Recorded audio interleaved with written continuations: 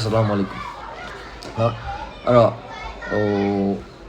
ဝိဇာဉာဏ်ထွန်းတောက်နေတဲ့သူများပေါ့နော်ဆူရာ24အာယတ်44ဆူရာ2အာယတ်164ဆူရာ3အာယတ်18ဆူရာ3အာယတ်190ကုရ်အာန်ကျမ်းမြတ်မှာအနက်အဓိပ္ပာယ်သဘောကိုမိကဲ့သို့ကောက်ယူဖွင့်ဆိုရမည်ကိုအသိပေးထားတော်မူ၏နော်ဆူရာ3အာယတ်9ဆူရာ17အာယတ်1ကျမ်းမြတ်ကုရ်အာန်မှာအစ္စလာမ်တရား၏အဓိကရင်းမြစ်ဖြစ်၏ရင်းချက်ကိုကုရ်အာန်အလင်းပြကျမ်းတွင်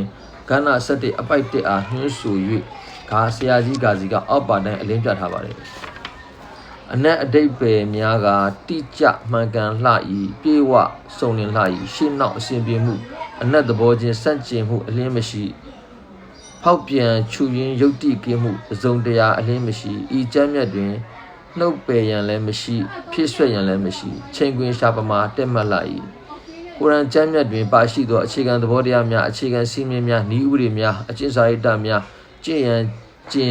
တရားများလိုက်နာကျင့်သုံးရန်အဆုံးအမဩဝါဒများအထောက်ထားများတက်တည်တာရကများပညာရေးလောကအတွက်တိကျမှန်ကန်လှ၏အဝင်ခွင်ကြရှိလှ၏ခေတ်ဆက်ပင်ပြောင်းခဲ့ပြီဖြစ်တော်လဲကုရ်အာန်ကျမ်းတော်မြတ်ကအာယတ်တော်များတွင်မူစိုးစင်းများအပြောင်းလဲမရှိကဘာအဝမ်းကိုစတင်ဖန်ဆင်းတော်မူသောကဘာအကြောင်းကိုစလေဆုံးအကျွင့်မဲ့တည်တော်မူသောအလောရှင်မြတ်၏ကျမ်းဂန်ဓမ္မခံဖြစ်သည့်အလျောက်ယင်းကျမ်းတော်မြတ်သည်ခေတ်တိုင်းလူမျိုးတိုင်းအခြေအနေတိုင်းနှင့်အမြဲတမ်းပင်အစဉ်ပြေနေမည်ဟုမူချဧကံဖြစ်၏ယုံမားပွေရာဥ၍လည်းအလင်းမရှိနော်ကုရ်အာန်ကျမ်းမြတ်မြန်မာဘာသာပြန်ပထမတွင်စာမျက်နှာ1183 1184မှာဆရာကြီးဂါဇီမိုဟမ္မဒ်ဟာရှင်ကဤကဲ့သို့ပြန်ဆွထားပါတယ်နော်အနန္တဉာဏ်တော်ရှင်အသင်္ကတဂုဏ်တော်ရှင်အနန္တပရမတ္တသစ္စာဓမ္မဤအကြောင်းကံမာလီကုလ်ဟက်နော်ဆူရာ23အာယတ်116ဤရွှေဉဏ်ဒုမကုမြူပေးတနာထားတော်မူသောကုရ်အာန်ဓမ္မဇတ်မှာတဲ့သင်္ကတဘုံသားမနုဿများဤလူလောက်ကျမ်းတို့နှင့်လုံးဝမနှိုင်းရှင်အကောင်ပေအတုလ